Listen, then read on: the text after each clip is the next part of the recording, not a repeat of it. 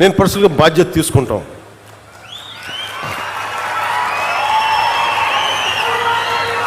మీరు ఊహించుకోండి, నా స్వార్థం వదులుకోకపోతే, నన్ను నేను తగ్గించుకోకపోతే 3,500 కోట్ల రూపాయలతో పల్లి పండుగ 1.0 చేసేవాళ్ళమా?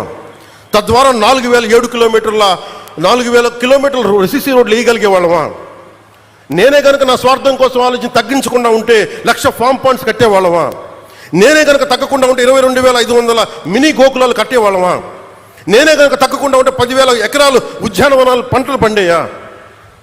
నేనే కనుక తగ్గకుండా ఉంటే 7,000 కోట్లతో 8,000 కిలోమీటర్ల బీటీ మరియు సిసి రోడ్లు వస్తాయా? ఇంకొక 25,000 మినీ గోకులాలు వస్తాయా? 1,00,000 ఎకరాలు ఉద్యానవన పంటలు వస్తాయా? 1,500 అభివృద్ధి పనులు మొదలుపెట్టా, విజయవంతంగా ఇది కూడా పూర్తి చేస్తామంటే నేను తగ్గి రాష్ట్రాన్ని పెంచాను, మీకు అందరినీ పెంచుతున్నాను. డోలీ గ్రామాలు పట్టించుకోరు, ఎవరు పట్టించుకోరు ఆ డోలీ గ్రామాలని.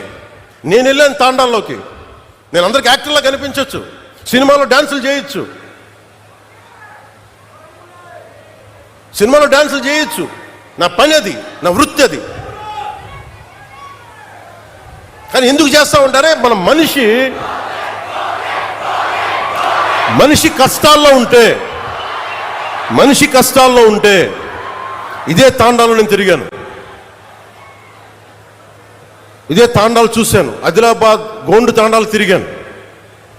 గుక్కెడు నీళ్ల కోసం ఏడుపు, నిద్ర పట్ల నాకు, వస్తామో పెడతామో తెలీదు. ఆవిడ అడిగింది నాకు నీళ్లు కావాలంటే ఆ నీళ్లు కోసం ఎంత నిద్ర పట్ల 3 గంటలకు లేచాను. పక్కనే మినరల్ వాటర్ బాటిల్ ఉంది. అప్పుడు ఇప్పుడు టీఆర్ఎస్లో ఉన్న శ్రవణ్ లేపాను. భయపడ్డాడు శ్రవణ్, ఎవరు వచ్చి ఏమైనా జరిగిందా గొడవ అని. ఏం లేదు, నాకు నిద్ర పట్టలేదు శ్రవణ్, నేను చేద్దాం వీళ్ళకి. అప్పటికప్పుడు కూర్చోబెట్టి మళ్ళీ తాండాలకి వెళ్ళి వాళ్ళకి ఒక బోరింగ్ వేయించి వాళ్ళకి. ఇది ఎందుకు చెప్తానంటే, మన స్థాయిలో మనం ఎంత చేయగలం అంతే చేద్దాం. ఆ రోజున ఒక చిన్నపాటి కుగ్రామానికి నా సొంత నిధులతో, కొంతమంది స్నేహితుల సహకారంతో ఒక బోర్ వేస్తే నీళ్లు తేగలిగాం. ఈ రోజున అదే మదనపడి ఈ రోజున అమరజీవి జలధార ఒక దాదాపు 1 కోటి మందికి పైగా దాహం తీర్చుంది. ఇంటెన్సిటీ ఒకటే, థాట్ ఒకటే, ఇంటెంట్ ఒకటే. ఆ రోజు ఒక చిన్న గ్రామానికి చేసాం, ఈ రోజు కొన్ని ప్రాంతాలకు చేస్తున్నాం. సో దీన్ని బట్టి మీరు అర్థం చేసుకోండి, మనసు మారలేదు ఎప్పుడు. అలాగే ఈ తీసుకున్న కాంట్రాక్టర్స్ ఎవరో కూడా నాకు తెలియదు, వారికి కూడా నా విన్నపం సభాముఖంగా, ప్రధానమంత్రి గారు జల్